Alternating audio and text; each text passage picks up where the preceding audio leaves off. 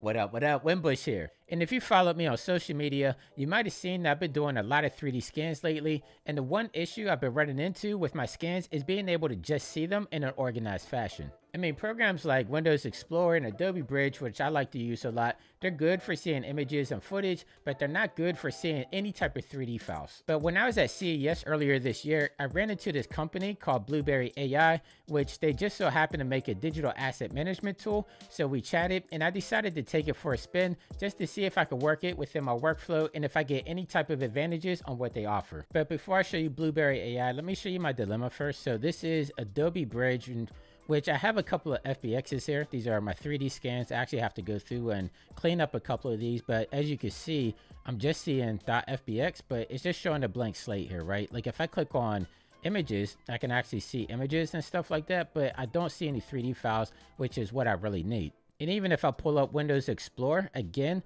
these are some of the images that I 3D scanned. I'm not seeing anything here, and it's just not really helping me out. Like I would have to bring these into like Blender or Cinema 4D just to see what these files even are. But this is Blueberry AI, and so I'm actually using the local version of it. Like it is connected to the cloud, so you could use this on any device if you have a web browser. And there's even some plugins I can show you here in a bit. But let me come over here to this demo folder that they have here, because I thought this was really neat. So right here, I'm seeing the video actually playing back. So we didn't see this in Adobe Bridge or even Windows Explorer, like everything just playing back like it's a GIF file, which I thought was really nice. And then also we have the nice clean images, but check this out right here, because this is what I thought, this is what really sold me on it. So right now I'm looking inside the folder. You can see some of the FBXs in here, right? And even all the different components to it for the textures. But let me click on this right here, because these are Maya files. And we have this Maya 3D model in here. And if I double click on this one, and this is cloud-based, so it does have to download if it's something that somebody else uploaded, which I'll show you an example of that here in a minute. But if I come through here, this is a native Maya file that we're seeing inside the web browser, which I thought was really dope because we don't really see this in the other applications.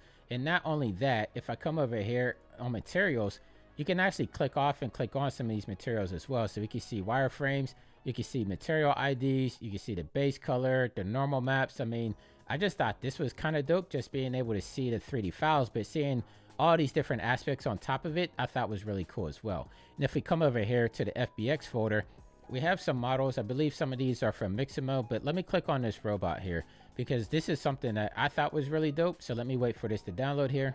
But you can see that it looks like it's in mid-cycle, right? Like it's inside of a walk cycle, and that's actually because it is. Because if I come down here to where it says frame by frame and select this, you can see now we have a timeline in here in which it gives you the frame rate, and you can switch these out if you want to, but I'm going to leave it at 24. But it also tells you the duration of the timeline here. So if I come over here and I just scroll through, we can actually see the animation playing within the browser here, which I thought was really cool in itself. So that, you know, not only are we seeing the 3D file, but we're able to see all the material aspects of it, the material IDs, and also the animations that are incorporated with it.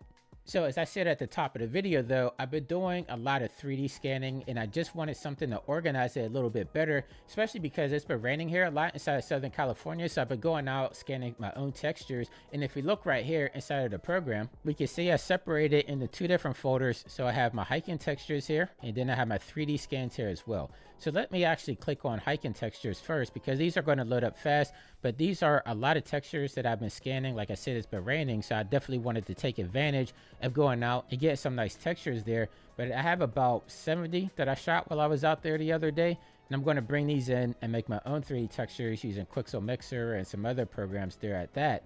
But I thought it was really cool that everything that I see right here, I can actually pull up on my tablet here as well. But before I demonstrate that, let me come over to my 3D scans.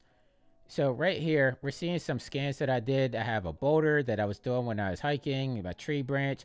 I did a 3D scan of Mixmaster Mike of the Beastie Boys. Let me actually click on this one right here, open this one up. And please excuse the scan here. I know it looks a little bit wonky, but actually this is on purpose because I just needed the face here. But this is Mixmaster Mike of the Beastie Boys. We're working on a Fortnite experience. And so I did a 3D scan of him here. I'm just going to clean it up, bring it in the character creator to make a full 3D model of him. But the nice thing is too, again, you can come over here, you can come and look at the materials. Like I said, we could look at the wireframes. You can see that it's really dense over here. I'm not going to have a material ID because it's just a scan. This is all raw. This is no cleanup or anything of that nature. The normal maps, we don't have anything there, but I just thought it was nice that even if I wanted to show Mike, I could say like, hey, log into your folder there. He could pull it up on his phone or his tablet, and he could see it the same exact way that I'm seeing it right here. And this one's going to be a 3D scan that I did. My buddy Jags actually baked this out, and then I went over to his place. We did a 3D scanning session, but the nice thing about this is I just pulled this out raw, and this is exactly what we got from the 3D scan. So even if I was working with Jags and said like, hey, check this 3D model out, let me know what you think, or even just pass it to him to do some cleanup, because it does need some texture cleanup on here. We have this right here that I can upload it to my system, and he could automatically download it just using the same system there through the web browser or through one of the plugins. Thing is, even though I'm using a desktop version, you do upload it, and then if you want to view it, you're re-downloading it again. So that's the only caveat, but I do have my laptop here, and so I'm going to do it with the browser on here just so you can see exactly what I'm doing on my main PC is everything that I'm going to see on here, and you can even refresh it all in real time. So this is on my laptop right now. I have my Dell laptop set up. It's same exact thing as before. And as you can see, everything is populating up. Now this is using the browser base. So if I come down here, hold down the function key, hit F11, you can see that this is using the web browser. I'm just using Microsoft Edge to do this. I'm not using any type of desktop version. So as I was saying before, anybody could just go right online and they could just download your files and just log right in. So I can see all the files that I've seen before. And I'm going to click on the Winbush folder, because these are all the files that I was showing everybody. So these are my hiking textures that are there, and you could just click and download them. So if I wanted to pull this one down, say like I'm working on the road, if I just wanted to pull this one down, you could double click on it.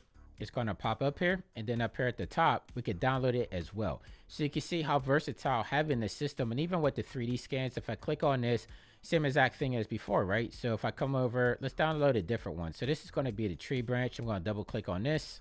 Now that was around 41 megs, but you can see right now I have my 3D scan and my tree branch in here. So same thing, I could download it right to my laptop and just keep working. So you can see how having this type of system, and you know, somebody like me that goes to travels, I speak at a lot of conferences, I need to work on the road. So I can see this being really handy, and I don't have to go through and travel with a hard drive anymore, because I could just have everything living right here.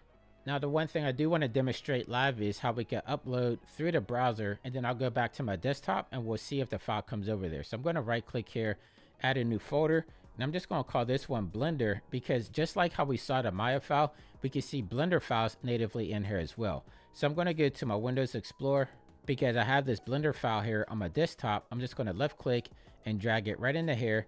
And this is going to pop up because it's telling us that it's not a native Maya file or a 3D Max, but I'm just going to click on got it. And you can see now we have our Blender file uploading. And you can see now we have our Blender file, it uploaded. Down here in the upload list, it tells you what you have uploaded at that time. So I'm going to click this off, and we have our duck file. So I'm going to click on this. Actually, I'm going to double click on it. And now we can see natively the Blender file inside the browser as well. But now I'm back on my desktop version. And you can see right now, we don't see the Blender folder over here, but I'm just going to click on the Winbush folder. And then up here in the top right, you see refresh. So I'm just going to select this right here. And now we see the Blender folder, even though we already saw the Blender file there before. But let me click on the Blender folder. Now we can see we have our Blender duck. Going to double click on this, wait for this to download. And that didn't take too long because that file's not too big. But now you can see we have our native Blender file right here inside of our asset manager, which I think is really nice. So you saw me actually upload it from my laptop, and now I'm on my desktop and we see it right here. And it didn't really take us that long to upload and re-download. So you can see how this is going to actually work in a team setting, right? Like if you're working on a game or some type of motion graphics, you can share your files really easily. And since this is all running on the cloud, it has this nice search function that actually runs by AI. So if I come up here in the top right hand corner where it says search, I can click on this little camera icon, and right here you can search by image, and you can search for a video with the image. So what that means is I can take an image, bring it in here, and it's going to find something that resembles that. So let me pull over this duck. So I have this duck right here. I'm going to drop it into the upload, and you'll see that the first thing it shows is the Blender duck file. So if you don't know the name of something, you could just put the image in and it will automatically find it. Let me do it again for the bridge. So I'm going to clear this out. Then we're going to come up here to search again. click and drag a random picture I found off the internet for some bread. And there we go. So you see the bread is right there. So you can use the image to actually go through and search with the AI functionality and find exactly what you're looking for. And then I'm guessing a majority of you that follow me on this channel are Unreal Engine users. And if you just so happen to be working with a team, you can also use this to work with a team by uploading your entire project and having a team working on that project. So it's a separate plugin that you have to download and install in there. But once you do, and you'll be able to select Blueberry, you'll be able to have your entire team be able to work on that same exact project all at the same time. And if there's anybody out there that just so happens to use the project management tool called Jira, it has direct integration with that as well. So if you're working on team scheduling and tasks, you can have it all hooked up inside of Blueberry AI and have it integrated with your Jira account. And I showed you examples of Maya and Blender natively working within there, but there's a lot of integration. You can see Photoshop, Unreal Engine is listed in there. And if I scroll down to the bottom here of the website, you can see all of these tools work natively within there. And then I know Cinema 4D is not there, which I use a lot, but it is coming soon. So even the Substance stuff, which I'm going to be working in as well. I've been doing some Substance Painter and modeling stuff. We have Cinema 4D that's coming, and even ZBrush. So you can see that they're continuously to work on this platform and just make it more versatile for everybody out there. Leave me a comment down below if you have any questions about it. Like I said, I've been using this for a couple of weeks now, ever since I met them at CES, and I find it to be something I can use within my workflow. But I'm curious, is this something that you guys think that you can use as well? And until next time, stay fresh, keep creating, and I'll catch you in the next video. I see you soon. Take care.